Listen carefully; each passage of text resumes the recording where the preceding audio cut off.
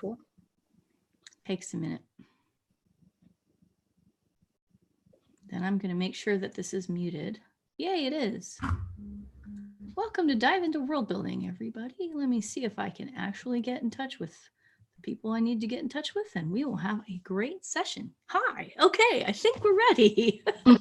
This is getting easier, but we're also discovering a few kinks in the system, so it's good. So let's see. What did I end up calling this? Story elements in world building. Yeah, that's kind of vague sounding, but I didn't know, I didn't want to write a paragraph about, it needs a title. I didn't want to write a paragraph. What I thought we could talk about today is how many different things in your story get affected by world building. And yes, we can start off by saying a blanket everything. Because if it didn't affect everything, Dive into World Building would not be able to keep meeting year after year after year. But I think that it's good to kind of go through it, because I think that a lot of people, particularly beginning writers, tend to think of world building as I need to have a map and I need to describe towns and I need to I don't know, have geography and this kind of stuff. And it appears to them in many ways to be separate from the storytelling that has to happen. You sort of plonk down your characters in there and just kind of let them go to town. Whereas that's not how I think most of us think about world building, at least not the Dive into World Building people. So, right? It's not separate from anything. There's little tiny bits that, I think it's so easy to miss world building and miss good world building by not paying attention to sort of what's happening now. One of the things that I think would be a really good background moment for a story, especially something set in the near future, is the fact that probably 10 years from now, we are going to have little briefcase-sized kits that make insulin. And they're going to cost about $100. And there's a huge, once that starts to happen, then there's a whole bunch of medical stuff that isn't going to be able to be gate kept and profited the way that we're doing it now. And that would be, rather than having that be the focal point of the story, it would be part of the background. Yeah. Right. Well, like cell phones are. Yes. Yeah. And no one really got that one right. There's an interesting thing that I noticed that Robert Parker noticed when he started writing Spencer. There were things like payphones. They weren't out in oil fields where violent crimes were happening in the middle of the night in a rainstorm. And you might or might not have had cell phone service out there anyway. But, decades later, he had his two of his main characters talking to each other and saying, how did we ever fight crime without cell phones? Yeah.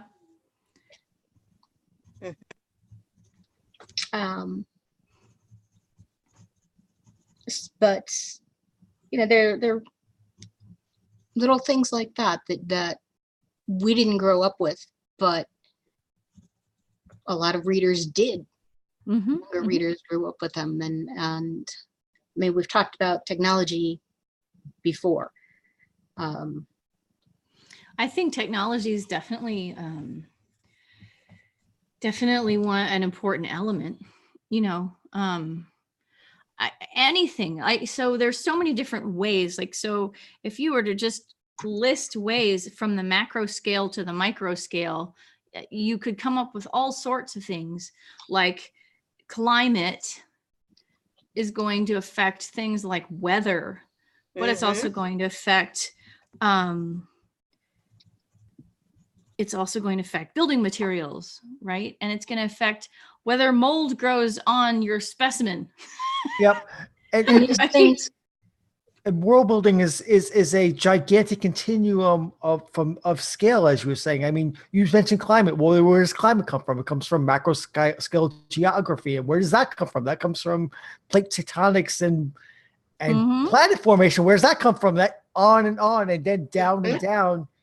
I take exception with your idea that world building isn't a thing of its own, because I think there are people who can and do and enjoy just building worlds, starting at any of those points for fun. But as Oh, far as sure. I think that there are people that, so, okay, don't get me wrong. I think if you want to just go off and build a world and build it to the hilt and never tell a story in it, go for it. more point Have for you. fun. However, to tell a story, but I don't think that you can take that and then write a story in that world and somehow think of them as separate.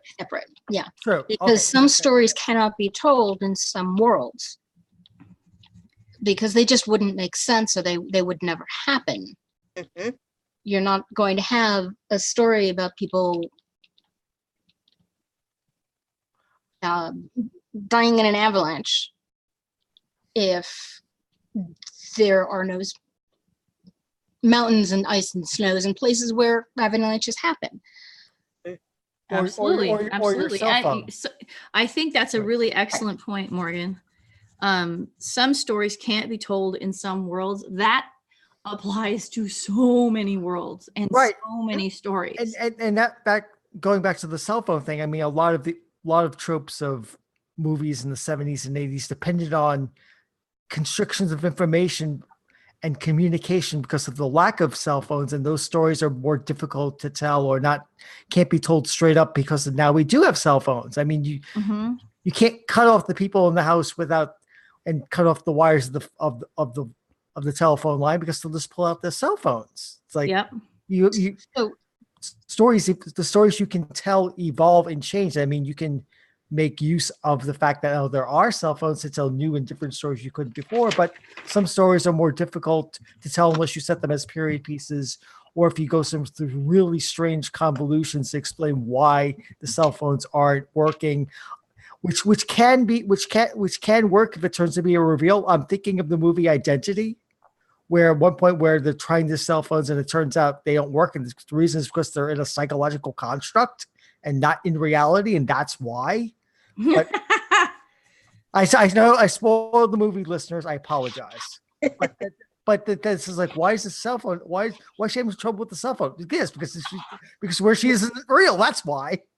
Well, I mean, so just to note for anybody who happens to be listening to the stream, that Dive into World Building is a place where we find many spoilers.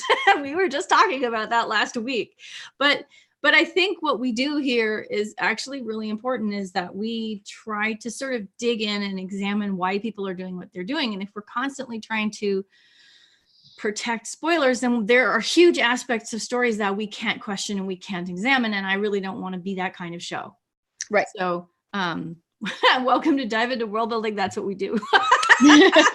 You may learn some things you weren't ready to learn. Sorry about that. So you choose so the stories that we were telling, that we're accustomed to telling, and by we I mean people of a certain age who were used to not having cell phones, who grew up without cell phones. We're going to have different stories in our experiences, and finding the stories that work better in a world that does have cell phones. That's going to come more easily to people who grew up with cell phones. Right. Well, I'm also remarking. So if there's one thing that I can be reliably counted on to bring into any discussion, it's let's look at the social implications of this. Right? Yeah. Because to me, trying to sort of dig in layer by layer to the way that social things play out is my favorite thing to do. And Paul, if he's reading my book, probably already can tell. So, for example, the fact that you can just say, older people have different stories in their experience, but you know what? In fact, older people are probably using cell phones differently from the way the younger people are using cell phones. Give the same technology to an older person who is accustomed to something else, and they won't use it the same way as somebody who's younger. So world building affects not only just the kinds of objects that you can have, but it also affects how your different characters will be able or comfortable using them, right? Yeah. And that can affect the story a lot. I love the kind of story that has a subtle point of discomfort for one character become a plot changing event, right? Well, that person, speaking of these communication delays or bottlenecks, right? Well, there was this older person who didn't feel comfortable with X because have you guys watched the Franny Fisher shows? Oh yeah. Okay. So in let me finish this note for a second. At the beginning, Franny Fisher hires this young woman,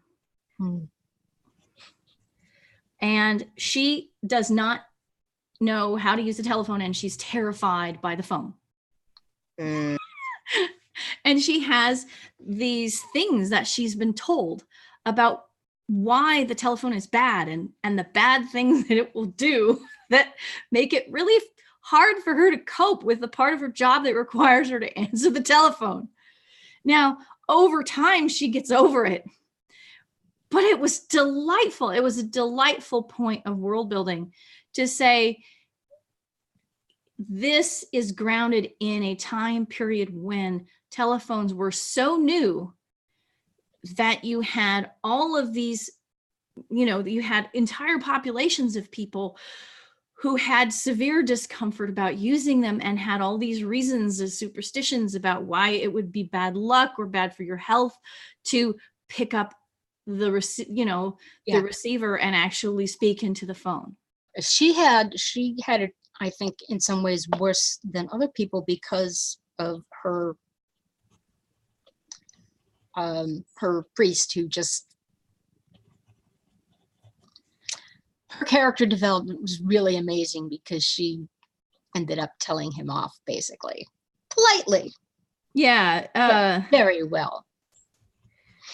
Yeah. But yeah, that I do but remember. But it was never, but like she didn't like cut him off, but she was like, at a certain point, she came back to him, right? And it was a really, so world building in the Franny Fisher shows is fabulous. I highly, highly recommend that show. Miss Fisher's Mysteries. Miss Fisher's Murder Mysteries. Yeah. It's great. So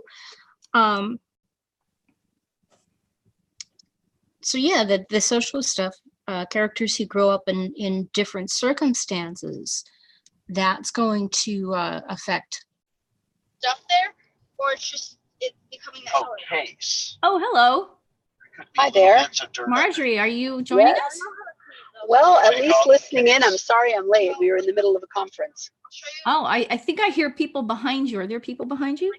Yes, there are people in the car behind me. Oh, I see. Okay. So we might get a few extra voices from Marjorie's side of things. Yeah. I can mute it so I could just listen. Well, so if you would like to contribute something and say something yourself, if you could unmute and say it and then maybe remute again, just in case, so that we don't get confused, that would be super kind of you. I'm really glad you're here. Okay. Morgan, what were you saying about characters just a second ago? The worlds, because a world is not just one world, because human beings have their personal worlds. Mm-hmm. I grew up in a world that was, the suburbs, and the city was a place where we went to visit my grandparents until I was older, and then it was a place I went to hang out with a friend. There are other people whose world was the city or a different city, and so that these personal worlds are part of the larger world, and you can tell a limited story within that personal world, but it's not, if you want to have a larger world, if you want to tell the story that involves, that person moving out of their personal world Mhm. into the larger world, you're going to have them clashing, or maybe not clashing, but learning to understand or failing to understand where the other people from other worlds are coming from. And it doesn't even have to be another planet or another, It doesn't. alternate universe. It's someone from City Mouse, Country Mouse it's a thing. It's an Absolutely. old story. I was actually going to say that one of the things that I want people to come away from this discussion with is the idea that world building is just full of opportunities. And there are so many opportunities available to you that sometimes it's just a real shame if you don't go there. Right? I think about all the work that authors do to set up settings, right? To construct a person's room, right? Or to create a city. And there's a lot of really great hard work that goes into that. And if you're thinking about your world on a holistic, level that integrates all of these different levels of scale, that can be so much more exciting. And you can also feel like you have less to make up. Very often. So I've invested so many ridiculous numbers of years into creating my Varan world that I often do not feel like I'm having to make things up, because so much of it has been put in place that I can often triangulate or anticipate what needs to happen in a particular context, or what would exist in a particular location based on other things that I already know about the world. Right. Right. And when I go off of the beaten track and I go to places that I really haven't been and I really haven't, worked on very much, and all of a sudden I'm like, oh my gosh, I've got to make up all this stuff. Okay, back to principles. Let's think through what would need to be here, why it would be here. So, I've been doing a ton of work. On the city of Salimna for the second book.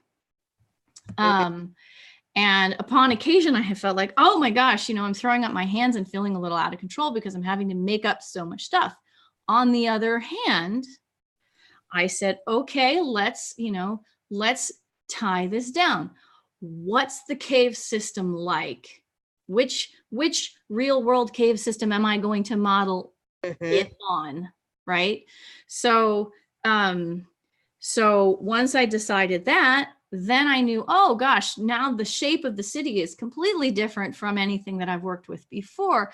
So there are going to be some real constrictions on how people can move around, for example. And then once I know that's a problem, I say, okay, how are people going to move around then? Right.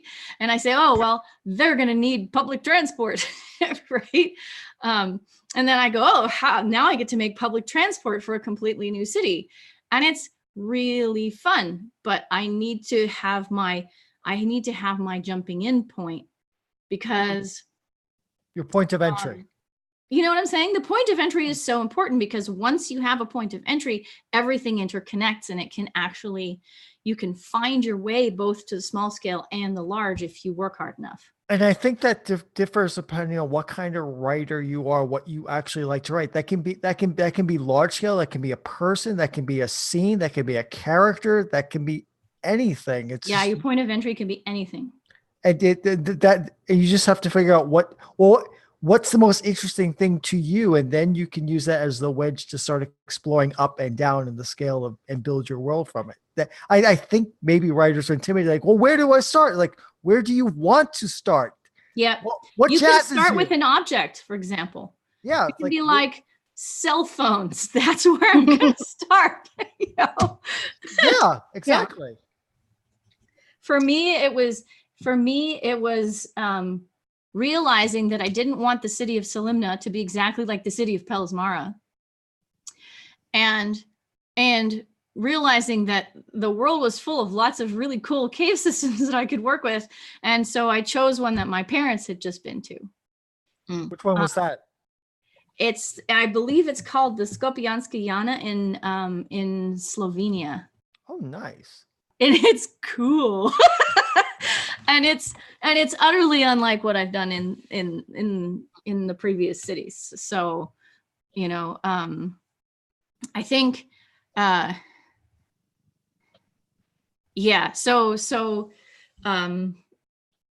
really didn't have a specific cave system that I modeled Pelismara on. My first initial concept was the Gouffre de Padirac in France. But even the Gouffre de Padirac is something that is like just a sort of base inspiration and not specifically in the same shape or modeled on it. Whereas I'm doing a lot more specifically using the Slovenian caves form. And then I have another city, Darenville, that I'm modeling on some hand hewn caves that are in Turkey. So but I want the thing about it is people don't do the same thing in different places because you can't. Right? If you went to a place and you wanted to find caves in a lot of different locations, those caves would not be the same as each other. They would be really dramatically different. And so that's been fun. Yeah, I mean, growing up, on the East Coast, caves for me were stalactites and stalagmites, the classic kind of caves. When I came out here, I visited caves in South Dakota. They're very different kinds of caves. They're dry caves. And the formations and the structure and how they're laid out are all extremely different. I was frustrated first, like, well, where's the stalagmites? And then I saw the beauty and the power of different kinds of caves. It's amazing. Yeah. So I'm big into caves.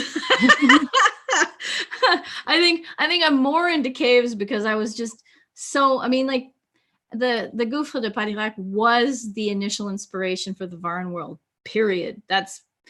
I discovered that though only after I had been back to visit it, and realized, whoa, this is it. It was just getting back into that environment and feeling that awe that I felt as a 12-year-old when I walked in there, and coincidentally, it was a year later that I got the idea for the Varan world. Right. So yeah, that's terrifying. I've been working on this for a while. That's okay. Right. And just as a moment, like I have spent the last decade or so playing a game with my friend where it's like we can take any conversation to plate tectonics in 5 moves or less. But it's really true. Like I look at the map of what the Lord of the Rings, and I'm like, why are there mountains there? There is no point for an orogeny to be happening right there. There would be no volcano in that space. Yes. Alex Sachs did a whole post on that at Tor.com about just the bad geology of Lord of the Rings. Yes. Okay, because there's a lot of that, and there was a lot of it. I understand what happened because we didn't know what geology was until 1979, roughly. And so the people who were writing before, like, they really didn't know. They didn't have any science to base it on. Mm-hmm. And so they made up completely wacky stuff. But now that we don't have to do that, people are still doing that. And I'm like, but yes, I judge fantasy novels on their fantasy maps. It's true. And how does that change what you're doing? And all of a sudden, but it gives you so much more than it takes away as far as making stuff up.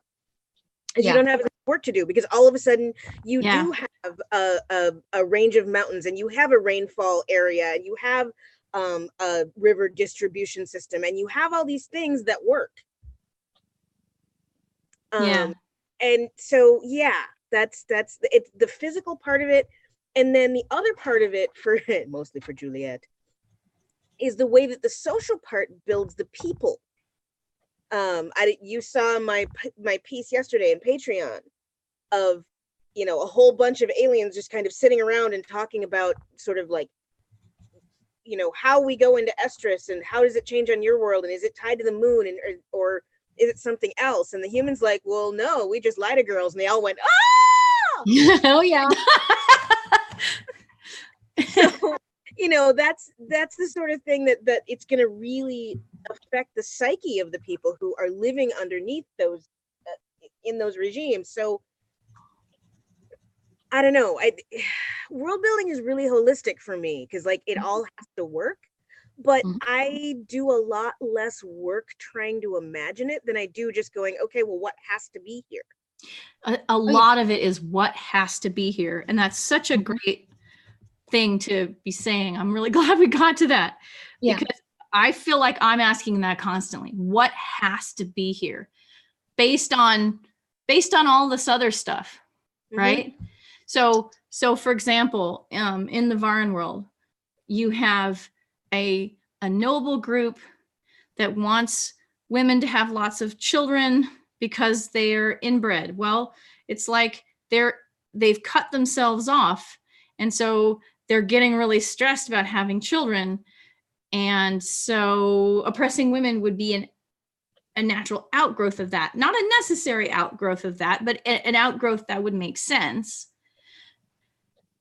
And then I realized that I had assigned every young woman a bodyguard because they were considered to be sort of these really, you know, precious commodities in a sense. And then I was like, wait a second, if every young woman has a bodyguard, this is going to imply certain things about the way young men interact, not just with them, but with one another. Right? Yeah. And I was like, oh boy, this story just got a heck of a lot more interesting. And complicated. Yeah, absolutely. Because it's like, you know, you don't give every young woman a bodyguard and then just expect that everything's going to be fine, right? There's a reason they're there. Do they ever Bodyguards have to? Yeah, bodyguards imply threats. Yeah. Yeah. And you know, how does that, you know, so I remember we were walking across Tokyo in the middle of the night, and I was like, oh my goodness, there's going to be some homosexual sex in this group. I'm going to have to go there because this is really important. Right. And it was like, yeah, this is really important because this is how people, you know, like, how does this one, I set down my pin in this one spot. How does that affect the way that people are? And given the diversity of the way people are, it's going to affect every single person differently. But every element that you commit to is going to have a raft of implications across the board. And people are going to respond differently based on their age, their social position, their upbringing. Yeah. You know, all of the things that make a person an individual. Yep. So it's and we have talked about, you know, exploring the implications of your speculative concept, but I mean, basically everything we talk about is also related to that question, right? Because the implications are everywhere. It's, you know, I want to do this, this, and this. What does that mean for everything else?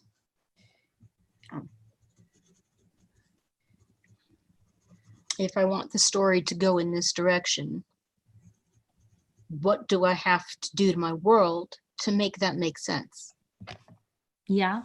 And the other thing that pops into my mind when we discuss this is so does a character have to change, right?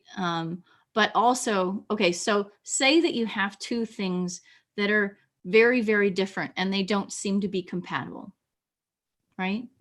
I just don't see how these two things can be compatible. it's worth asking, well, maybe it's not compatible within the same social group, right?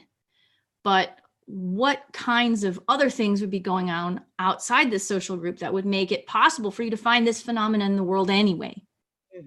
Especially since we know that most of the phenomena that we see in our world are going to show up in a fictional world if we're really being honest, right? Yeah.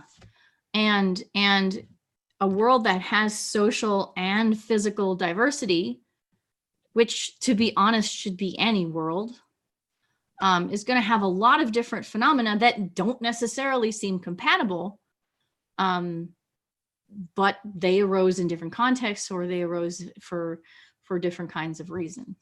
Maybe they aren't compatible, but they do exist in the same space. Yeah. Same intersection of worlds.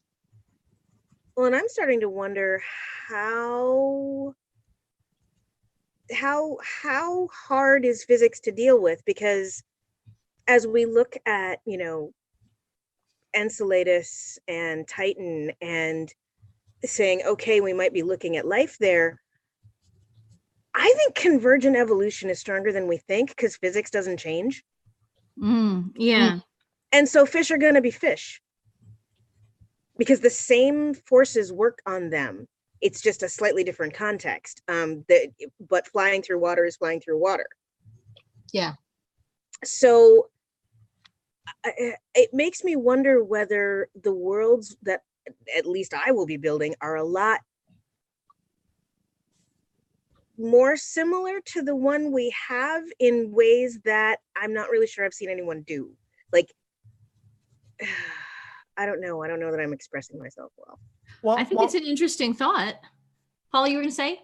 Yeah, like for example, the eye has been invented or evolved separately several times by several completely unrelated genuses. I mean, there's some weird, wacky variations, like the fact that our eyes are kind of wired backwards compared to, say, an octopus, but it's still an eye. It's the photoreceptors, the way it works, the way it transmits to the brain or the nervous system is still relatively similar. And or just take, say, bats and birds.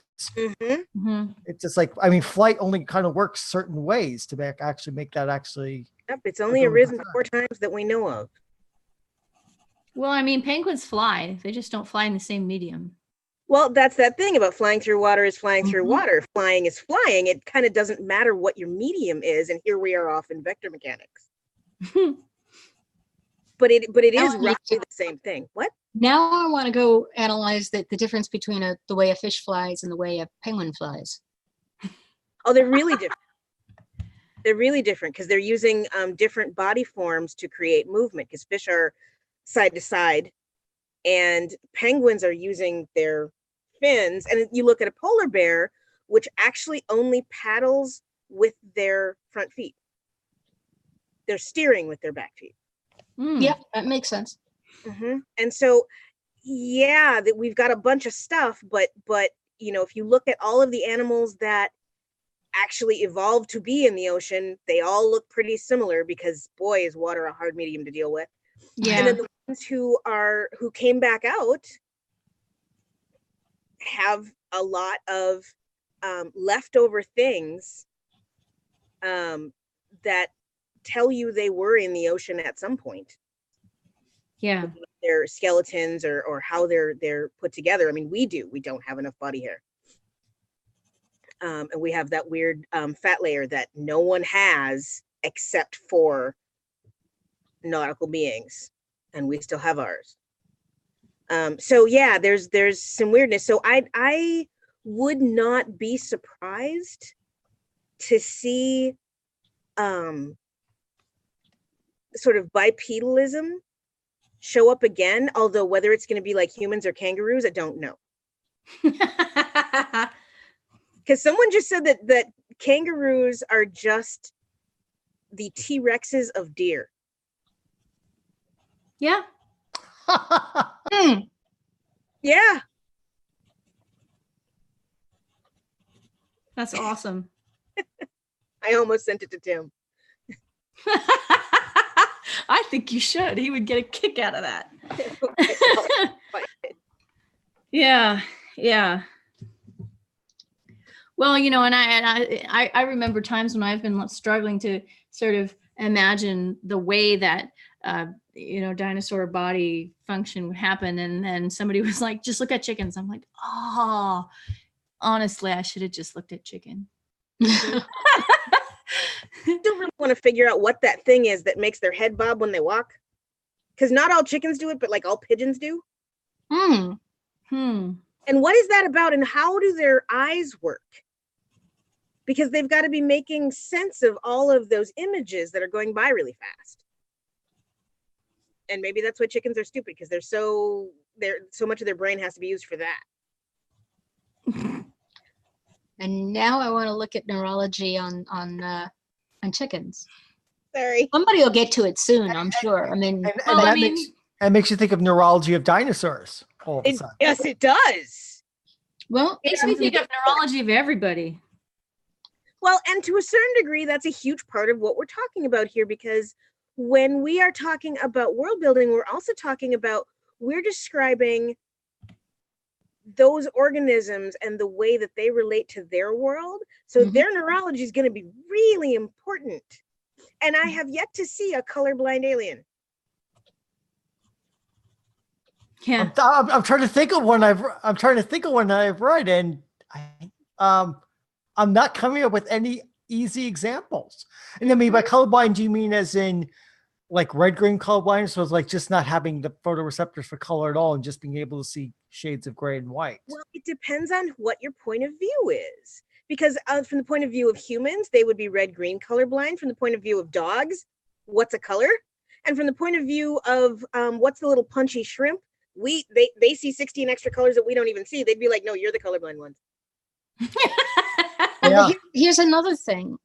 Is and my question was that I was going to ask you to clarify if you were talking about a species that is colorblind compared to us, that is a species that sees color differently, or a colorblind individual within a species that sees color. Yeah, I believe the answer to that would be yes. Of course it would be. My guess is that if there is a colorblind alien species or a colorblind alien within a species that you know who sees color differently, that Julie would have written it. You know, it may not be in the book, but if you ask her, she might be able to tell you whether or not she's done one. Yeah, I just thought of her too. Like, yeah, she'd be the person to ask. Yeah. The thing about, you know, about the physics and how the physics really dictates everything, because we have one electromagnetic spectrum. I don't care who you are. We have one. Now, well, and that influences that we only understand 10% of what the universe is made of. I got that. So yes, there's lots of stuff out there, but we literally can't even tell what it would be. Yeah. Yeah. So I wanted to say that the whole issue of we have one electromagnetic spectrum is actually related to the question of color words in languages. Yes. The wine dark sea thing. Yep. Yeah. So Yep. there is a pattern across languages where if a language has 2 words for color, they will be light and dark. If it has 3 words for color, they will be light and dark and red. If it has, you know, there is a predictable pattern for what kind of color words will exist in a language, and it has nothing to do with, like, it's like some have more words for color, some get into like super fine gradations later, but back at the beginning, if you've only got 2, these are the ones they're going to be. If you've only got 3, these are the ones to be. It gets a little less clear once you get to 4 and 5, but like at a, you know, like blue and green come in relatively late. Orange comes in late. But that has to do with physics and the structure of the eye and the way that the brain processes it. And it has less to do with, it's basically, it's not arbitrary. Right. right? Right. That makes me think of language because I'm listening to a language course, and there are apparently languages in this world which have 3 verbs: come, go, and do. And it's just everything is kind of like modifiers and adverbs on those 3 verbs. And they So English speakers, okay, so don't set me off. but that said,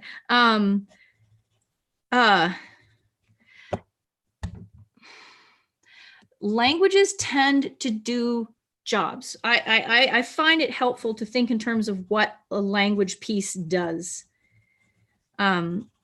Right? Language is there to perform functions, and grammar is there to allow us to divorce ourselves from immediate contextual clues. And if you know that about grammar, it will help you in all of your relationship with grammar. But it's there to do things, to accomplish things. And so English has just a ridiculous number of words. It has a huge vocabulary, like twice as many as the next most prolific vocabulary language. Part of that's the James Nickel problem, but go well, on. I mean, it's the sort of we've borrowed from everybody because everybody invaded us and then stopped because there was this ocean. We invaded everyone, but People sweep across Europe, end up in Britain, have to stop. It's just what happens. But anyway, that's another aspect of world building history and world building, which we should probably go into some other time. But what I was trying to say was, so English has this thing where we have lots and lots and lots of verbs that express the manner in which things are done. So this is building on Paul's point. So if you think about the various words for laughing, there are tons of them. You've got giggle, guffaw, titter, snicker, like all these different verbs, right? And each one of them differs in the manner in which it is done, right? So expressing the different manners in which things are done is a job that language has to do. And English chooses to proliferate verbs in order to accomplish that, right? Japanese chooses to proliferate adverbs in order to accomplish that. So in Japanese, the word warau is a general purpose word that covers every type of laughing and also smiling. Yeah. Okay. But if you want to be specific about the type of jovial feeling that was involved, you have to add adverbs to it. So nico nico warau is to smile, right? And I believe kusu kusu warau is like to kind of,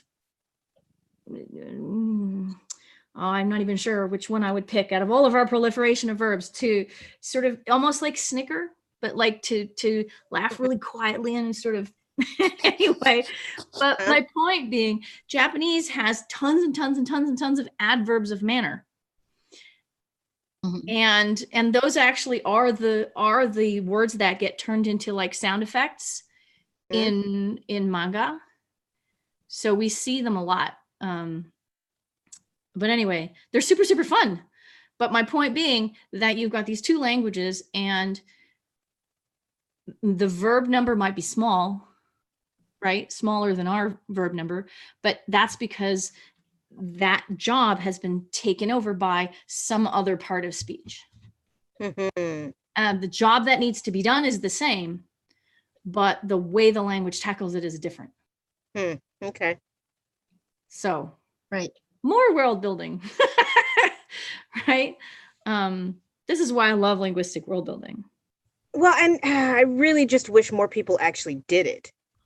Right. A lot of people really shy away from linguistic world building. I'm still mad at Frank Herbert about that. You You know, he like made up the word for a totally new language, and then it was just French. I'm like, how dare you? Like, dude. French is a real language. People. You know, and he did that with, there were some other ones too. He did it with Arabic. He did it with a couple other things, and other people have done that, and I'm still mad.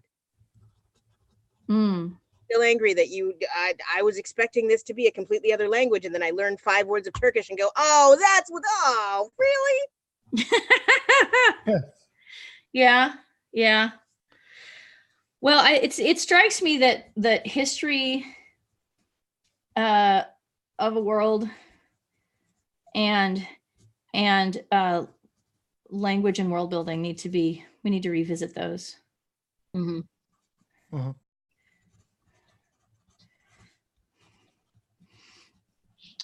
I think that one of the things that can be daunting in world building is that a world is huge. The world is huge, and history is not just enormous in terms of years past, but in how many things happen at once. And so one of the things that you need to figure out, or think you need to figure out for a particular thing, is how did things come to be this way? What are the major influences, historical influences, that I need to think about? Well, I mean, so for example, this is an excellent point, Morgan. What is the Civil War of this region?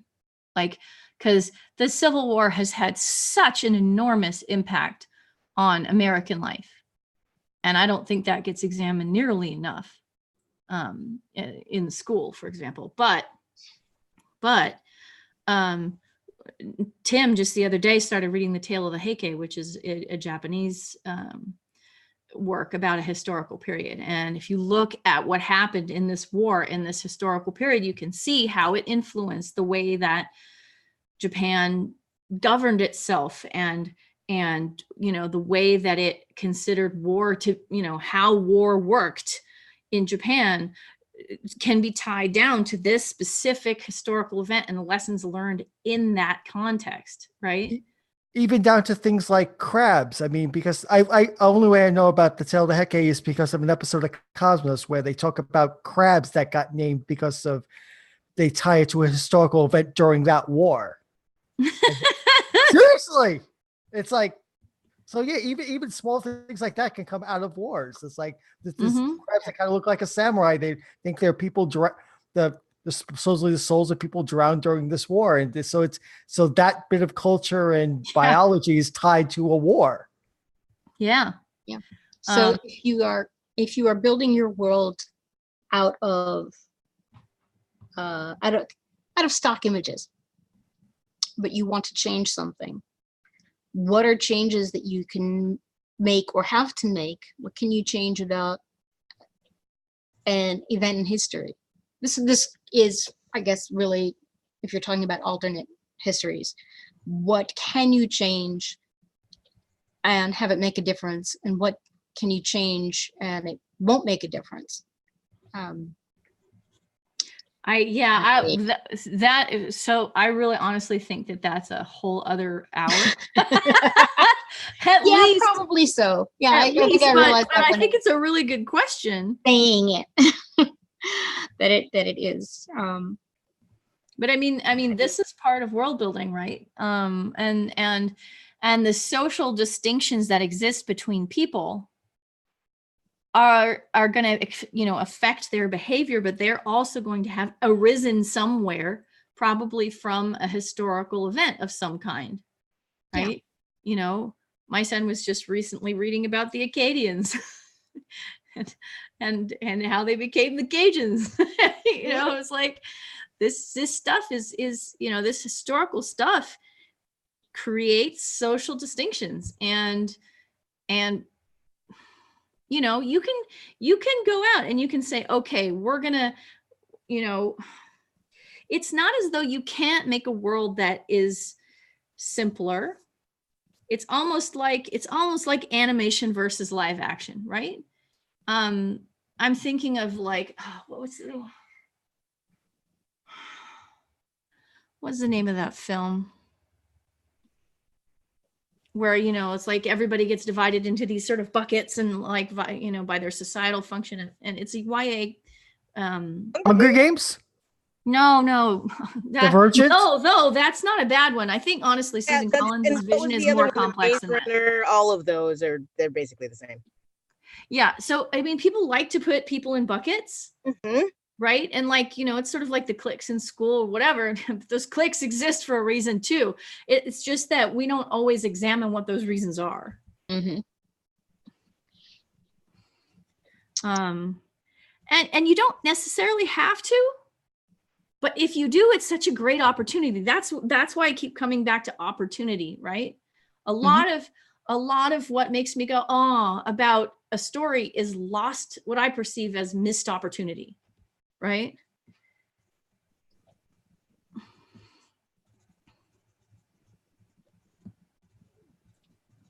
Yeah. So, I mean, you can definitely elide that stuff. You can say, oh, it doesn't really matter. Okay, fine, I'll go with you, right? Because you have author points coming from somewhere else. Right. Right. But yeah, missed opportunity. Yeah. And telling a story where two worlds or people from two different worlds come together is interesting because you get to see the effect that their origins have on their relationship. Someone grew up, not knowing that they were going to go to college because nobody they know was sure of that. And, he does, and his life moves on, and he ends up in a group of people who always knew that, nobody ever talked about the possibility that you wouldn't go to college because your parents had started college funds for you before you were born. Mm-hmm. But that his upbringing is going to have an effect on how he sees himself in comparison to these other people, and whether or not these other people know that he grew up that way. Right. Mm-hmm. That has an effect. So the assumptions that people make about whether or not the world is the same for everyone else, is important. Yeah, I did. We are more often than I really want to. Sorry, Kate? I said I deal with that a little bit more often than I really want to. Go on. Mm-hmm. Yeah. Well, we are at the end of our hour. It goes so fast. It does, though. Time. How does it work? But this was all super interesting, and I have many things that I want us to continue to talk about. I think maybe we should talk about psychology too. Mm-hmm. Because again, these are opportunities that the more complex the opportunity, the less likely somebody is going to want to deal with it. Mm-hmm. Right. But particularly when you're dealing with a story where the relationships between the people are important. I don't know that there is a story that doesn't have that feature, but I mean, a lot of people don't engage with the complexity of how people's relationships play out culturally, not to mention linguistically, right? And psychologically. So there's anyway, this is a place of opportunities. Welcome to Dive into Worldbuilding, where we talk about our opportunities. And honestly, we can't do all of the things, but we try. I mean, I try, which is why Varan took me 30 plus years to make. But that's because I just want to. I want to pour all that effort in there because it seems like it's worth it to me. Anyway, thank you all for being here. This has been a fascinating conversation. I didn't hear a lot from Marjorie, but I'm so glad you're here, Marjorie. I really appreciate you popping in. So next week, we're going to have a guest author because I think we can actually handle this now. Awesome. Well, I'm glad I was able to just deal with the last 5 or 10 minutes, or the last 10 or 15 minutes of it, but thanks. It's been lovely to have you. So next week, I think we have J.M. Fry, who's going to be on the show. And that should be really fun. And the report from last week is now up on our Discord server. And so if you would like to go in and take a look at my summary or comment or discuss or anything like that, you're now free to do so. And I think what we're going to do is stop the broadcast. So everybody ready? Oh, wait. Yep.